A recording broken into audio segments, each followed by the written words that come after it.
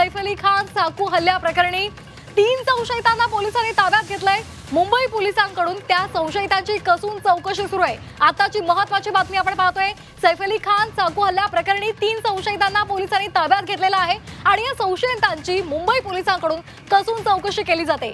बांद्र्यामधल्या उच्चभ्रू सोसायटीमध्ये सैफ अली खान राहतो आणि 12व्या मजल्यावर राहत असताना सुद्धा त्याच्या घरी एक व्यक्ती 2 तास दबाग घेऊन बसलेली असते आणि त्या व्यक्तीकडून या सैफ अली खानवर चाकू हल्ला होतो। 6 वार केले जात आहेत। त्यामुळे या संपूर्ण घटनेसंदर्भात अनेक प्रश्न विचारले जात आहेत आणि या संदर्भात पोलिसांनी कसून तपासाला सुरुवात केलेली आहे। 7 पथकं तैनात करण्यात आलेली आहे आणि 3 संशयितांना पोलिसांनी ताब्यात घेतलेलं आहे।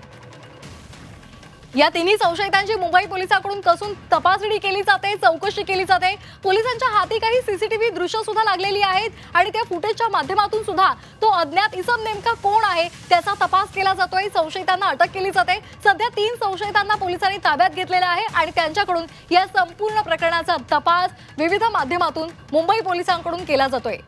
आताची महत्त्वाची बातमी आपण पाहतोय। सैफ अली खान चाकू हल्ल्या प्रकरणी 3 संशयितांना पोलिसांनी ताब्यात घेतलेला आहे आणि या संदर्भातला कसून तपास केला जातोय। सैफ अली खान याची स्वतःची खासगी सुरक्षा व्यवस्था सुद्धा आहे। त्यावेळेला त्याचे सुरक्षा रक्षक नेमके काय करत होते, तसंच उच्चभ्रू सोसायटी आहे आणि त्यामुळे त्या इमारतीची स्वतःची अशी सुद्धा एक सुरक्षा व्यवस्था असते। तिथले वॉचमॅन, तिथले सिक्युरिटीज नेमके काय करत होते असे सर्व प्रश्न उपस्थित केले जात आहेत। तसंच इमारतीमध्ये, त्याच्या घरामध्ये, लिफ्टमध्ये सगळीकडे सीसीटीव्ही असताना ती अज्ञात व्यक्ती यामध्ये का कैद झाली नाही या संदर्भातला प्रश्न सुद्धा विचारला जातोय। आणि या संदर्भात पुन्हा एकदा आपण जाणार आहोत आमचे प्रतिनिधी विशाल वैद्य यांच्याकडे। विशाल, 3 संशयितांना पोलिसांनी ताब्यात घेतलंय आणि या संपूर्ण प्रकरणाचा आता अधिक तपास, कसून तपास केला जातोय।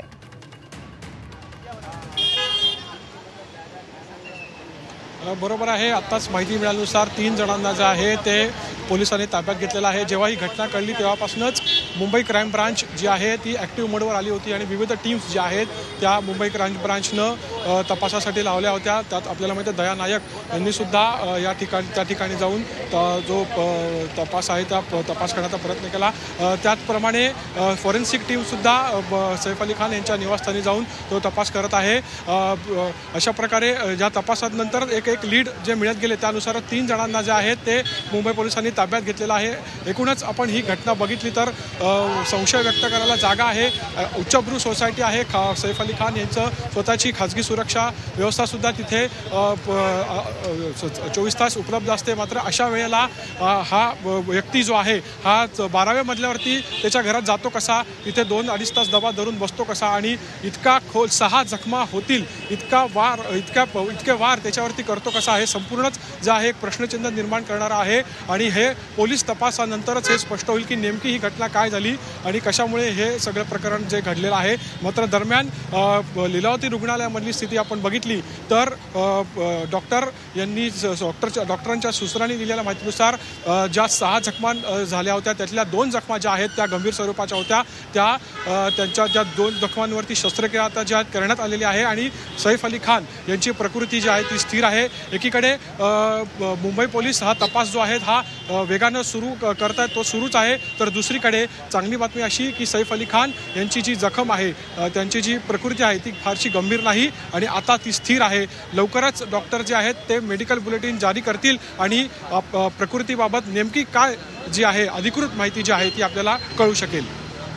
अगदी धन्यवाद विशाल, आपण दिलेल्या सविस्तर माहितीसाठी। तर सध्या आपण महत्त्वाची अपडेट पाहतोय। सैफ अली खान चाकू हल्ल्या प्रकरणी 3 संशयितांना पोलिसांनी ताब्यात घेतलेलं आहे आणि त्या तिन्ही संशयितांची मुंबई पोलिसांकडून कसून चौकशी सुरू आहे। आताची महत्त्वाची अपडेट आपण पाहतोय। सैफ अली खानच्या बांद्रे इथल्या निवासस्थानी त्याच्या राहत्या घरी गुन्हे शाखेचं पथक पोहोचलेलं आहे। त्या ठिकाणी सुद्धा तपास सुरू आहे।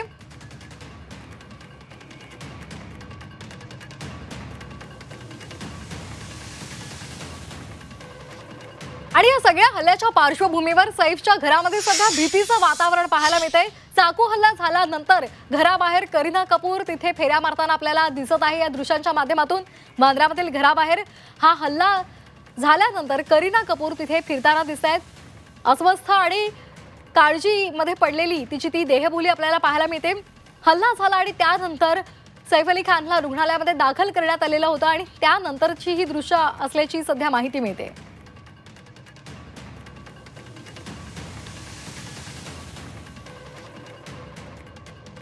दरम्यान सैफ अली खान यांना रुग्णालयामध्ये दाखल करण्यात आलं आणि त्यानंतर सकाळी सारा अली खान आणि तिचा भाऊ इब्राहिम खान यानं लीलावती रुग्णालयामध्ये धाव घेतली।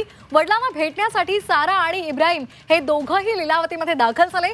सैफवरच्या हल्ल्याच्या नंतर सारा लीलावती रुग्णालयामध्ये पोहोचलेली आहे आणि तिच्या वडिलांच्या प्रकृती संदर्भात ती डॉक्टरांशी सतत संपर्कामध्ये आहे अशी माहिती मिळते।